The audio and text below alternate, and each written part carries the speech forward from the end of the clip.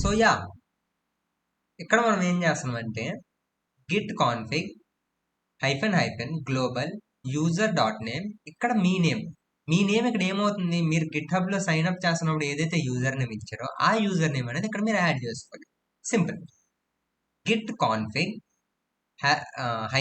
-Global user dot email. మీరు ఏదైతే ఈమెయిల్తో login అయ్యారో ఆ ఈమెయిల్ అనేది ఇక్కడ ఇవ్వాలి. అసలు ఇది ఎందుకు ఇవ్వాలి బాస్? నాకేంటి అవసరం ఇప్పుడు ఇది ఎందుకంటే మీరు అక్కడ ఏదైతే అకౌంట్ క్రియేట్ చేశారో ఆ అకౌంట్లో మీకు చేంజెస్ అనేవి రిఫ్లెక్ట్ అవ్వాలి. మీరు ఏదైతే ఇక్కడ కోడ్ని ట్రాక్ చేస్తున్నారో ఇదనేది మీకు ఆ అకౌంట్లో రిఫ్లెక్ట్ అవ్వాలి. సో అందుకు మనం నేమ్ అండ్ ఈమెయిల్ని యాడ్ చేస్తాం. సింపుల్. అర్థమైంది అనుకుంటున్నా, చాలా సింపుల్. ఓకే, మళ్ళీ చెప్తా చూడండి. Git config -global user dot name కొడితే మీ యూజర్ నేమ్ యాడ్ చేసుకోవచ్చు, మీ ఈమెయిల్ యాడ్ చేసుకోవచ్చు. సింపుల్. ఓకే, యాడ్ చేసుకున్న తర్వాత మీరు కనుక ఒకవేళ చూడాలనుకుంటే గిట్ కాన్ఫిగ్ -లిస్ట్ అని కొడితే మీరు ఏవైతే డీటెయిల్స్ ఎంటర్ చేశారో ఆ డీటెయిల్స్ అనేవి కనిపిస్తాయి. ఇలాగా config dot user dot name user dot email అని కొడితే ఇండివిజువల్గా మీకు షో చేస్తుంది అనమాట మీ డీటెయిల్స్ అనేది. Show details. సింపుల్. ఓకే, ఒకసారి ట్రై చేద్దామా? సింపుల్. ఒక్కసారి ట్రై చేసేద్దాం, మళ్ళీ ఇక్కడికి వచ్చేద్దాం. Okay okay, done. Okay, git bash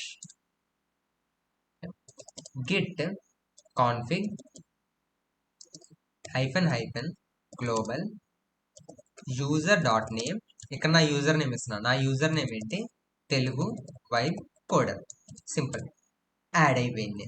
ఇప్పుడు నేను ఏం చేస్తున్నా, Git config global user dot email. నా ఈమెయిల్ ఏంటి? learnwithuppu@gmail.com. సింపుల్. నేను ఇవి రెండు ఇప్పుడు యాడ్ చేసేసాను. Okay, simple. కాంప్లెక్స్ టాస్క్ ఏం లేదు ఇప్పటి వరకు. ఇప్పుడు నేను నెక్స్ట్ కమాండ్ ఏం కొడతా, గిట్ కాన్ఫిగ్ -లిస్ట్ అని కొడతా.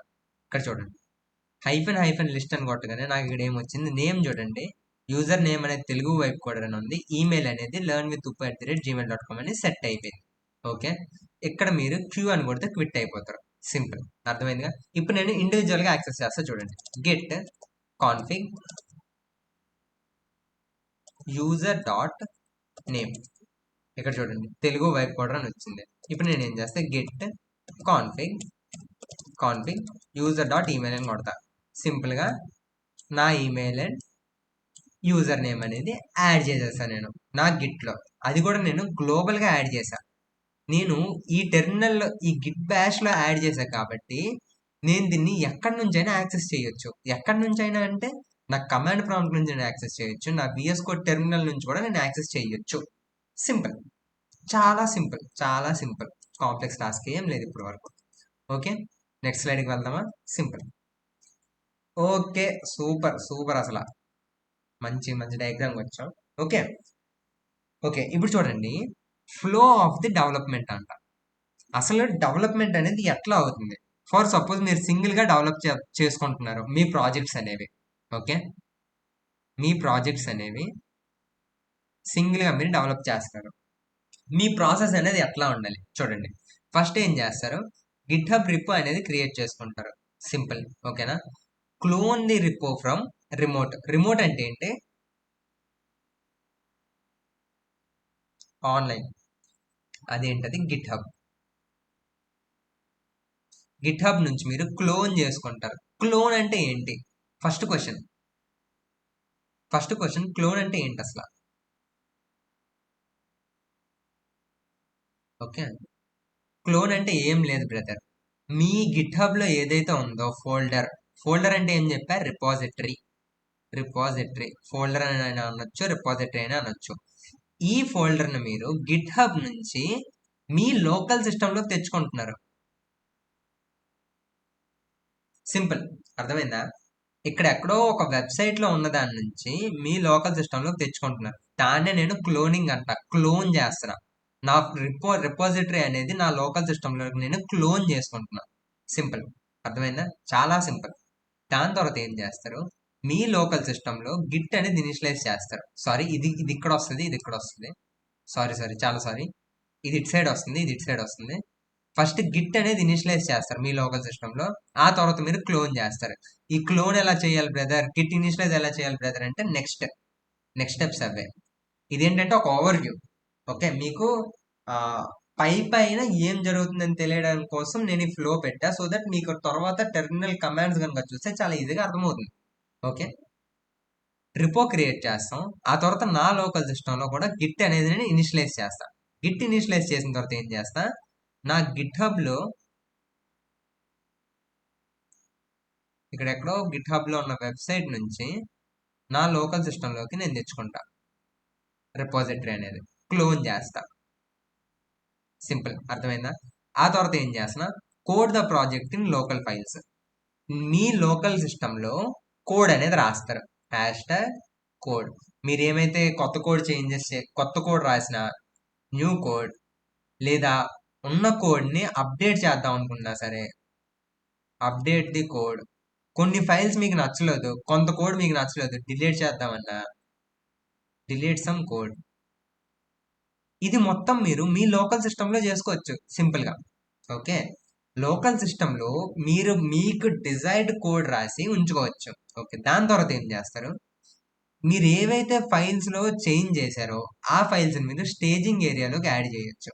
Okay, first question, staging area అంటే ఏంటి అసలు? స్టేజింగ్ ఏరియా అంటే ఏం లేదు బ్రదర్, మీ ఫైల్స్ అనేవి మాడిఫై అయ్యాయి అని చెప్పి ఒక ఇండికేషన్ అనమాట. మాడిఫై మీరు ఒక ఏరియాలో పెడుతున్నారు, స్టేజింగ్ ఏరియా. ఈ ఏరియాలో ఏం చేసుకోవచ్చు అంటే, మీరు కమిట్ చేసే ముందు కన్నా కోడ్ అనేది మీరు మళ్ళీ రివర్ట్ చేసుకొని ఏమైనా చేంజెస్ ఉంటే మళ్ళీ చేసుకోవచ్చు.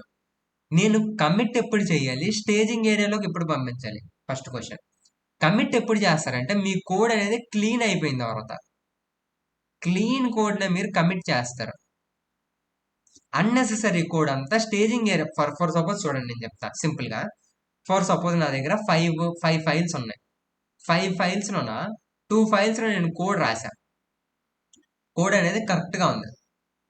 అండ్ మిగిలిన 3 ఫైల్స్లో కొన్ని బగ్స్ ఉన్నాయి. మిగిలిన 3 ఫైల్స్లో కొన్ని బగ్స్ ఉన్నాయి. బగ్స్ అంటే ఏంటి, కొన్ని ఎర్రర్స్ ఉన్నాయి. ఓకే, ఇప్పుడు ఈ 3 ఫైల్స్, ఇప్పుడు నేను దీన్ని ఏం చేస్తా అంటే, ఇప్పుడు వరకు ఎంతైతే అయిందో అదంతా నేను ఒక స్టేజింగ్ ఏరియాలో యాడ్ చేసుకుంటా. ఓకే, నేను దీన్ని ఎప్పుడు కమిట్ చేస్తా, ఎప్పుడైతే ఈ 3 ఫైల్స్లో కూడా నేను నా బగ్స్ అన్ని క్లియర్ చేస్తానో, నా ఎర్రర్స్ అన్ని నేను కనిపెట్టి క్లియర్ చేస్తానో, ఆ తర్వాత నేను దాన్ని కమిట్ చేసుకుంటాను. ఎందుకంటే కమిట్ చేసినప్పుడు నా కోడ్ అనేది చాలా క్లీన్గా ఉండాలి. ఓకే, అర్థమైందా? సింపుల్. స్టేజింగ్ ఏరియాకి కమిట్ చేయడానికి అదే డిఫరెన్స్. యాడ్ చేయడానికి కమిట్ చేయడానికి అదే డిఫరెన్స్. ఇంకేం డిఫరెన్స్ లేదు. ఇదంతా కింద మీకు ఒక్కసారి కమాండ్ లైన్ ప్రాంప్ట్స్ చూస్తే మీకు చాలా సింపుల్గా అర్థం. గిట్ ప్రాంప్ట్స్ ఏవైతే ఉంటాయి,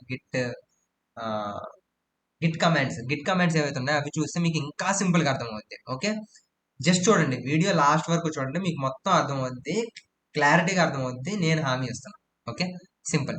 దీని తర్వాత మీరు ఏం చేస్తారు, మళ్ళీ ఇప్పుడు ఓకే, మీరు లోకల్ ఫైల్లో మొత్తం కమిట్ చేసేసారు. లోకల్ ఫైల్లో మీరు ఏదైతే కోడ్ ఉందో ఆ కోడ్ మొత్తం రాసేసారు. క్లీన్ కోడ్ మొత్తం కమిట్ అనే ఏరియాలో పెట్టారు. కమిట్ చేసి నీట్గా పెట్టుకున్నారు. ఓకే, ఇప్పుడు దీన్ని నేను మళ్ళీ నా లోకల్ సిస్టమ్ నుంచి నా గ్లోబలే నేను పంపించుకోవాలి కదా, నా రిమోట్లోకి నేను పంపించుకోవాలి కదా. అంటే ఏంటి, నా గిట్ హబ్లో నేను స్టోర్ చేస్తున్నా. సింపుల్గా గిట్ హబ్లో నా కోడ్ అనేది మళ్ళీ నేను స్టోర్ చేసుకోవాలి కదా. ఎక్కడ మీకు మళ్ళీ 2 ప్రాసెస్ ఉంటాయి. అర్థమైందిగా? ఇదే కోడ్ని మీరు ఇందాక మనం డ్రాగ్ అండ్ డ్రాప్ చేసాం చూడండి, అట్లా డ్రాగ్ అండ్ డ్రాప్ చేయొచ్చు. ఫస్ట్ ఆప్షన్ ఏంటి, drag and drop. Okay, second option ఏంటి, కమాండ్స్ వాడడం. సెకండ్ ఆప్షన్ ఏంటి, కమాండ్స్ వాడడం. ఓకే, ఈ కమాండ్స్ వాడి నేను ఎట్లా పంపించుకోవాలి, ఫస్ట్ ఇక్కడ ఏదైతే ఒక లింక్ జనరేట్ అవుతుంది, ఈ లింక్ అనేది ఫస్ట్ మీరు యాడ్ చేసుకోవాలి. ఆ లింక్ నుంచి మీరు ఈ కోడ్ అయితే ఉందో, ఈ కోడ్ మీ లోకల్ సిస్టమ్ ఏదైతే ఉందో దాన్ని మీరు పుష్ చేయాలి. Simple. Push push this code అంతే. సింపుల్. పుష్ చేసేస్తున్నాం, ఇసిరేస్తున్నాం, నీ కోడ్ మొత్తాన్ని గిట్ హబ్ అకౌంట్ లో పడేస్తున్నాం. సింపుల్. మీ డెవలప్మెంట్ ఫ్లో అనేది ఇట్లా ఉంటుంది. ఒక్కసారి మీరు కమాండ్స్ చూస్తే మీకు ఇది ఇంకా బాగా అర్థమవుతుంది. ఏం వర్రీ అవ్వకండి, ఏం టెన్షన్ పడకండి. ఇప్పటివరకు చెప్పిందంతా మీకు అర్థమైతే నెక్స్ట్ అది మీకు చాలా ఈజీగా ఉంటుంది ఫ్లో. ఇది పైన మీ కోడ్, మీ డెవలప్మెంట్ ప్రాసెస్ అనేది ఇట్లా ఉంటుంది. సింపుల్. అర్థమైందిగా. ఇప్పుడు కమాండ్స్ చూద్దాం మనం.